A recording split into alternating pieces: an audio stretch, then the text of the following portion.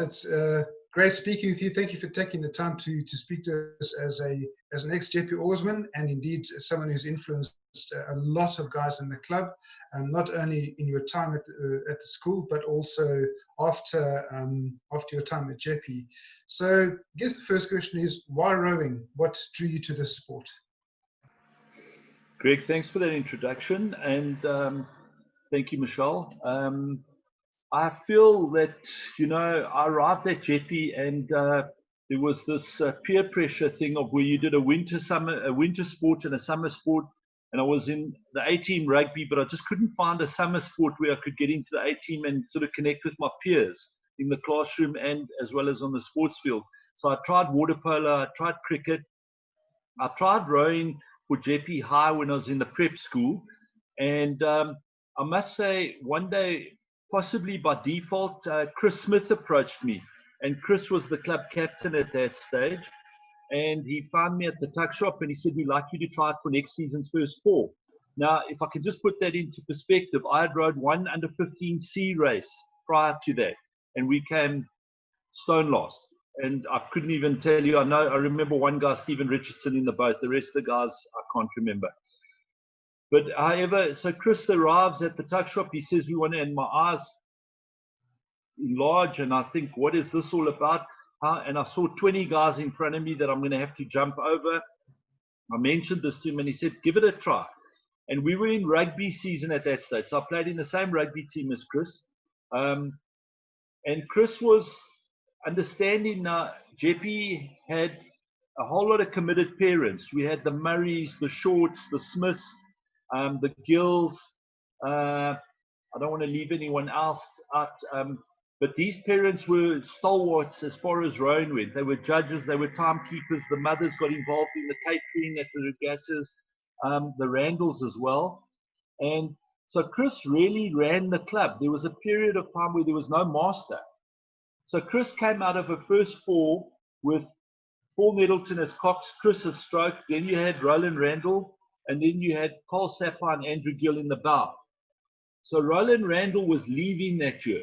So that was your first four, your present first four. They had won about 4 races that season.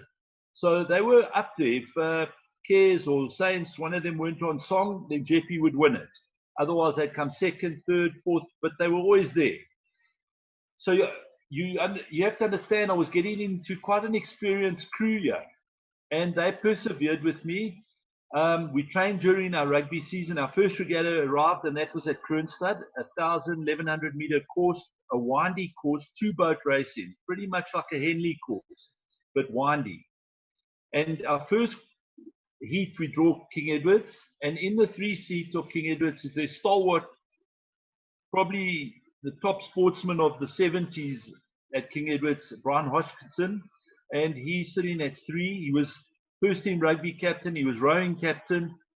So they took the best 4 oarsmen out of their 8 and they put them in their first 4.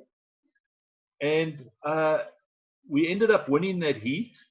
That was my very first racing first 4. And I really put everything to Chris, Carl Sapphire, and Andrew Gill, Paul Nettleton, that they really stood around me and had my back. We go into the final, and Saints and Parktown were the other heat. Parktown beat Saints, and we end up having Parktown in the final. We beat Parktown, so we won our first regatta. And that was where it all took off from. Chris and I then continued the following season. Paul Nettleton had grown as a Cox. He then becomes the bowman in our crew. So Carl and Andrew leave. The crew then, we seek a guy like we seek me. We found Mark Hoffmeyer. So we had 2 tall guys in the middle of the boat. And then there was Chris at stroke. So Chris was now stroking for the 3rd year at first 4. And Paul Nettleton, who was the Cox, who had all this experience, this wealth of experience, and was an extremely strong guy and a very good athlete, takes the bow seat, and we found a new Cox, and we go on to be unbeaten.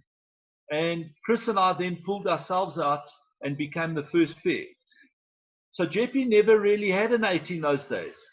Much like we're struggling now, it's sort of history repeating itself. And we saw King Edwards get their new boat in that era called Poseidon. I think it was a Stamfley. We saw in my 3 years of rowing, I saw Sensitivians getting a new carbocraft, and then they got another one. So you have to understand that it's almost like buying a Mercedes, and then we don't buy again for the next upgrade and the next upgrade. And to get back into the market is so difficult. So unless the club does what it's doing now, and you've got Michelle initiating and pioneering this idea with you, Greg, and the other guy, Jeppe has to get into the market, and there's going to be a price to pay.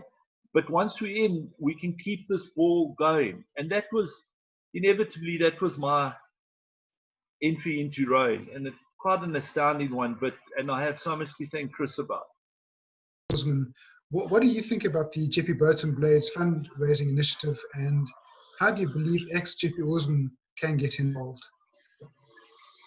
I think your initiative and timing is spot on. I think we're in a time where the community is going back to its roots, and it's an inclusive situation right now in the world, and I think it's perfect timing. It sounds like the committee is very energized. You have a great headmaster, and Jeppe is always up there. We have our valleys and peaks, but it sounds like Jeppe is really wanting to be one of the forerunners again in rowing. And now it sounds like we've never been an eights club, but it looks like we get in there, and if Jeppe's got the oarsmen, then they deserve the boats. And so I think the initiative is spot on. I think that it's a perfect way of pulling the old boys back in now. In a sort of, if one takes a look at how the school's done it over the last 2 decades and pulled the old boys back in, it's obviously rubbing off now on individual clubs. And if you've got a committee that's able to drive it, and guys like yourself, Greg, with Michelle, that I think the timing's perfect. And if it means that you need to bring a kit of boats back and sell them to other schools as well, I think there's many ways to skin the cat and not just shoot at one boat. You might bring a whole container of boats, and offer them to other schools and say, we want that, but the rest is for sale, I really think it's a great initiative. Excellent. Well, thank you for that. So, Garth, during your time as a Jeppe Oarsman, is there, and I'm sure there are many, but is there one significant memory that you recall with fondness during those years? Well, Jeppe rowing has such a closeness to my heart. You have to understand that, firstly, Chris opened that door for me. That crew were so comforting, and they reassured me and had my back. And we trained in the rugby season, headed for the rowing season. And our first regatta in those days was an opening regatta at Kroonstad. It was a windy 1,100 meter course roughly, and it was 2-boat racing. And so the cocks had to really be organized because the blades went right close to the bank. And we drew King Edward. So this was my very first race in first fours. I'm in a crew that's very experienced, had been down the road before. Some of those guys had been in the boat for 2 years already at first four. And we draw Kes, and Kes had the legendary Brian Hodgkinson at 3. He was their first team rugby captain. He was the rowing club captain. He was a real physical guy, and his presence at the start didn't help. I was sitting at 3 in our boat, and we won that race, and we met Parktown in the final, and we ended up winning the regatta. So that was our first regatta of the season, and we ended up winning, and that was really, it had a lot of reassurance for me.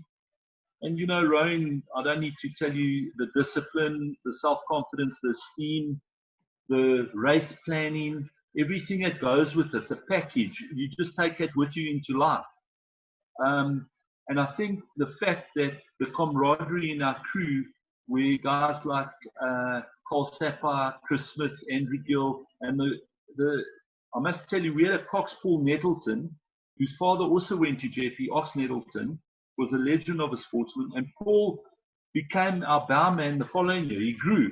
So he was too big to be the cox the next year, and he became our bowman of the next year. So that crew, Andrew Gill and Cole Sapphire left, and we had to find a third member, but Paul became the bowman, and we were really as good as this year, you know. So rowing has a lot of good memories for me, and it was entree to me meeting my wife. I married a Jeppe girl, and I met her at Ridderplot Dam. We had a fantastic closing race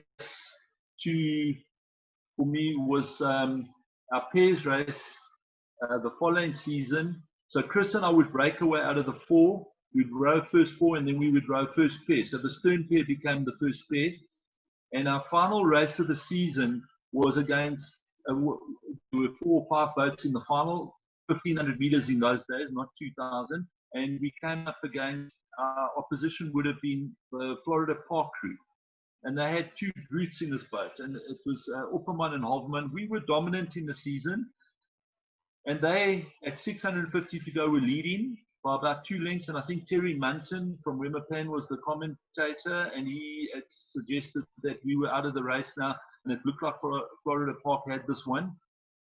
And we ended up winning the race by 2 lengths. And that, from winning that race, they announced the junior squad to go to Henley.